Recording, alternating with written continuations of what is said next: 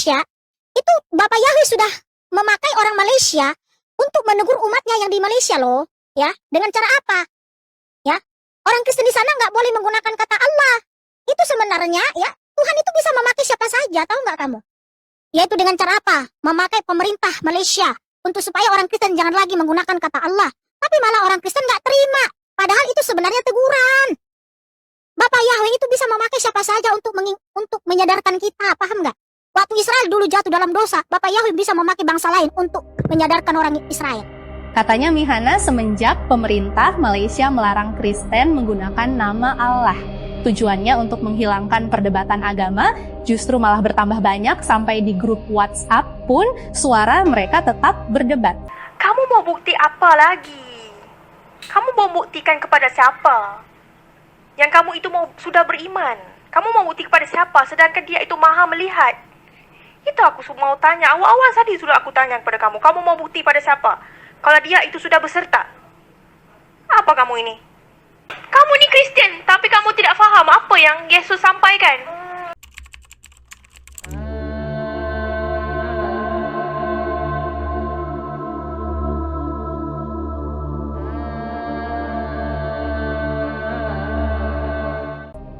Assalamualaikum, saya bukan ustazah namun sangat perlu belajar agama. Bukan agama Islam saja, tapi belajar ketiga agama yang diperdebatkan. Jadi apapun agama kalian, jika sudah singgah di vlog diskusi kami, tekan subscribe dan mari kita berteman. Yesus saja yang pernah melihat Tuhan. Seorang pun tidak boleh memberitahu saya di mana Yesus. Adakah Yesus itu berada di surga atau Yesus itu berada di dunia? Di mana Yesus? Coba baca itu ayat. Alkitab menjelaskan ketika Yesus di dunia, murid-muridnya sedang melihat atau menatap Yesus naik ke surga. Dan ketika itu ada malaikat yang memberitahu mereka. Kamu ini tidak faham apa yang Yesus katakan. Yesus ini sudah di dalam Bible ini. Jika kamu tinggal di dalam aku dan firmanku tinggal di dalam kamu. Jadi kamu mau cari Yesus itu di mana? Kamu ingat Yesus itu ada di surga. Kamu ni Kristen, tapi kamu tidak faham apa yang Yesus sampaikan. Aku beriman dengan keempat-empat kitab, kamu tahu. Aku faham di mana Quran sampaikan, aku faham apa yang Yesus mau katakan. Dan aku tidak segan mau mengatakan, aku beriman dengan keempat-empat kitab. Tapi kamu ini mengatakan Yesus ada di syurga, sedangkan dia itu hidup. Firmannya di dalam diri kita. So aku mau tanya kamu, mengapa kamu mau pergi ke rumah orang Kristian meminta maaf, meminta ampun kepada bisyop? Kenapa? Kau baca dulu tuh ayat. Kau nih kembali kepada kalau dari ujung kamu lihat. Kau baca semua itu ayat. Baru kamu berkomen. Apa gunanya beriman kalau tidak menurutinya? Kosong iman itu kalau tidak perbuatan. Iya, sekarang aku mau tanya kamu, apa maksud Yesus? Firmanku di dalam kamu. Aku maha hidup. Apa yang kamu faham di situ? Kamu jawab. Ini ayat di dalam Bible ini. Ini Tuhan nyatakan, buktikanlah iman bahwa kamu beriman kepada 4 kitab itu. Iya dong, aku beriman tidak seperti kamu. Lihat, kamu mau buktikan seperti Yesus itu ada di surga. Sedangkan Yesus dengan kita tidak pernah berpisah. Kamu ini bagaimana kamu ini? Apa firman Yesus kepada dalam kita? Coba jelaskan kepada saya. Apa itu firman Yesus kepada dari diri kita? Tuhan boleh tunjukkan kepada saya bahwa Anda beriman kepada Yesus. Tunjukkan. Ini di dalam surah 15 ayat 7. Yohanes, jikalau kamu tinggal di dalam aku dan firmanku tinggal di dalam kamu. Terus maksudnya apa? Kan kamu ini tidak capai akal kamu. Coba kamu faham baik-baik ini ayat. Sangat jelas tahu tak ini kitab. Sebab itu kami di dalam Islam ini kami belajar kitab terdahulu itu sangat jelas seperti anak dan bapa. Sangat jelas tahu tak kitab kamu. Itu pun kamu tidak mampu tembus. Kamu ingat Yesus itu di syurga ya? Aduh kamu ini. Jika kita menuruti Yesus, firman Yesus harus kita ikuti. Bukan hanya setakat beriman saja, tapi kita mesti lakukan apa perintah Yesus. Itu kamu tidak faham. Kamu sudah memisahkan diri kamu dengan Yesus. Kamu mengikuti firman-Nya semata-mata di dalam kitab. Memang benar itu firman Yesus, tetapi diri kamu itu siapa pula? Jika Yesus itu hidup, hidupnya di mana? Kalau Yesus itu bukan di syurga, di mana Yesus itu? Itu aku mau tanya. Kamu ini, orang seperti kamu banyak. Kamu bukan mengikut kebenaran, kamu mau ikut agama. Sedangkan kebenaran itu lebih tinggi dari agama. Kau sudah baca atau ayat yang saya bagi tadi? Kalau kau sudah baca, pasti kamu tidak bertanya kepada saya. Kalau kamu beriman, mesti kamu nampak. Kalau beriman, situ baca saja, tidak nampak apa itu, tak boleh. Mesti kita nampak. Menjelaskan boleh nampak, mesti kita boleh jelas apa itu. Kapan kita telah melihat Tuhan? Dalam Islam, dia baca itu Quran, tapi dia boleh jelaskan di mana itu Allah.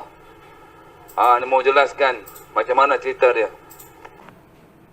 Kamu lihat dong ayat ini. Tinggal sesaat ini dunia tidak akan melihat aku lagi, tetapi kamu melihat aku, sebab aku hidup dan kamu pun akan hidup. So kalau melihat itu melihat di mana? Bukan lihat sekarang ini kamu sedang menyaksi, bukan? Kamu ingat di mana? Di syurga itu Yesus itu. Kamu mau turun ditunggu dia. Aduh kamu ini. Allah itu ada di mana-mana.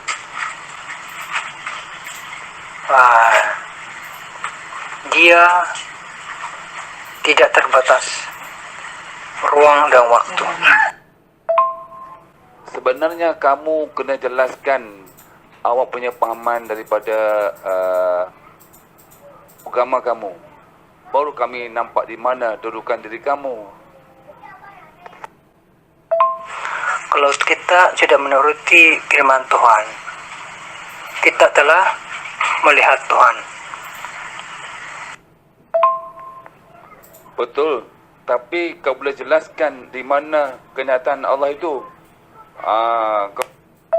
Dia berserta di mana saja kamu berada. Kamu tahu Tuhan itu. So kamu jangan ribut-ribut mau tunggu dia turun dari langit. Iman apa itu? Jangan buat lawak. Bagi saya, kamu menjelaskan atas pahaman kamu punya cerita. Kau punya agama kamu. Dan agama kita akan berceritakan macam mana pahaman agama kita. Macam tu. Baru seronok, baru faham jalan cerita. Dasar yang Kristen ikuti adalah 10 firman.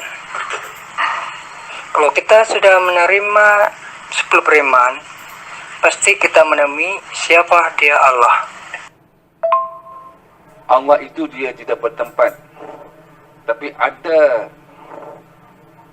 ada dekat diri kamu. Allah itu dia bertempat. Kalau kata tempat itu tidak boleh. Itu katanya Allah itu meliputi segala-galanya.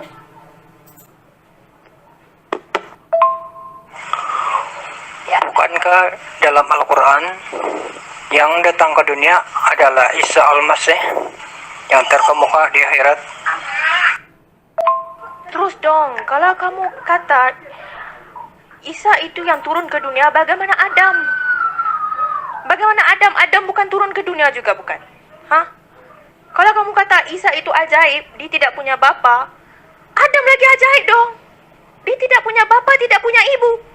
Mana lagi hebat kamu ini?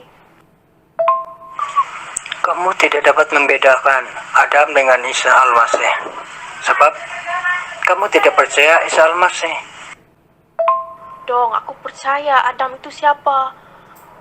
Adam itu siapa? Harun itu siapa? Ibrahim itu siapa? Yesus itu siapa? Muhammad itu siapa? Aku tahu dong, itu siapa. Kamu hanya beriman, Yesus saja Tuhan. Tetapi Adam itu Tuhan juga, kamu tahu nggak? Kamu faham? Kamu tembus gak gitu? Jadi, kalau kamu percaya Adam, pasti kamu mengikuti apa yang Adam lakukan. Dan tunjukkanlah kepada saya bagaimana imanmu kepada Isa Al-Masih. Tunjukkan. Aku mau tunjuk lagu mana kamu ini? Bagaimana kamu ini seperti orang-orang kafir, mahu diminta, mahu dipamerkan iman, mahu ditunjuk iman dengan perbuatan. Sedangkan dalam Alkitab ada menyebut, mereka sangka mereka beriman dengan perbuatan beriman. So, kamu ingin aku lakukan perbuatan beriman untuk menunjukkan aku beriman? Apa ini kamu ini? Aku percaya Adam itu Tuhan, Isa itu Tuhan, Muhammad itu Tuhan, Ibrahim itu Tuhan, Sulaiman itu Tuhan. Kamu itu saja tidak nampak. Kamu terhijab lagi. Kamu belum lagi menjawab persoalan saya. Buktikanlah dahulu kepada saya bahwa kamu beriman kepada Yesus ataupun Isa Al-Masih. Tunjukkan. Kamu ini tidak paham. Dalam Alkitab sebut, mereka sangka mereka beriman dengan perbuatan beriman. Jadi maksudnya apa ini ayat? Apa yang Tuhan mau tunjukkan? Iman itu bukan boleh ditunjuk melalui perbuatan. Kamu ini faham ke tidak? Bagaimana kamu tahu saya bekerja kalau saya tidak lakukan? Jika kamu fikir kamu mau berpuasa, kamu telah beriman. Kamu fikir kamu telah dibaptis, kamu beriman. Atau di dalam seperti orang biasa, orang Islam buat sunat itu kamu sudah beriman. Kamu mengerjakan doa di dalam gereja, kamu sudah beriman. Itu belum lagi. Itu baru agama. Kamu faham tak? Itu agama. Sekarang aku berbicara tentang kebenaran yang lebih tinggi dari agama. Kalau kamu fikir puasa, semua agama puasa dong. Kristen juga puasa, Hindu juga puasa, Islam juga puasa. Tapi itu kebenaran ke? Ya, selamat malam sahabat semua di dalam grup. Untuk pengetahuan kita semua sebagai ahli di dalam grup ini, topik pembahasan kita ini malam ialah teman idol. Itu yang topik pelajaran kita ini malam. Jadi topik yang lain-lain jangan dulu kita bahas ya.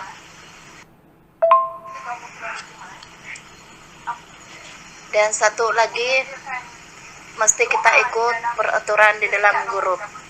Jangan ada yang sampai bertengkar di dalam grup tentang membahas saja. Jangan kirim-kirim video yang macam video lucu ataupun apa-apa saja yang tidak berkaitan di dalam Alkitab. Kamu mau bukti apa lagi? Kamu mau buktikan kepada siapa? Yang kamu itu sudah beriman. Kamu mau bukti kepada siapa? Sedangkan dia itu maha melihat. Itu aku mau tanya. Awal-awal tadi sudah aku tanya kepada kamu. Kamu mau bukti pada siapa? Kalau dia itu sudah beserta. Apa kamu ini? Bagaimana kamu malah membuktikan imanmu kalau hanya iman kosong? Mesti kamu lakukan. Sahabat ni macam lah sahabat.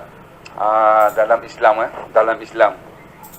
Kalau dalam Islam itu, kalau kita beriman itu, Kan? Dalam Islam dan beriman itu bermaksudnya segala perbuatan kita itu sebenarnya kita tidak ada kuasa. Yang kuasa itu yang ada pada diri kita, itulah Allah yang kuasa. Sebab kita tidak ada kuasa. Nak berdiri tak ada kuasa, nak makan pun tak ada kuasa. Sebab kuasa itu semua daripada Tuhan. Yang awak cakap tu pun dengan kuasa Tuhan. Kuasa Tuhan, bukan ada kuasa kita di situ. Kalau dalam Quran lah, kalau hukum Islam. Minta maaf ya sahabat semua di dalam grup. Karena di grup ini bukan tempat yang meributkan. Jadi grup ini kita jaga baik-baik. Dan saya tidak mau di grup ini ada yang terganggu di antara sahabat yang lain. Jadi seperti yang saya katakan dulu, sesiapa yang meributkan di dalam grup terpaksa saya admin kasih keluar. Itulah sebagai tugas kami sebagai admin. Dan kami juga sebagai admin di sini mesti kami tegas.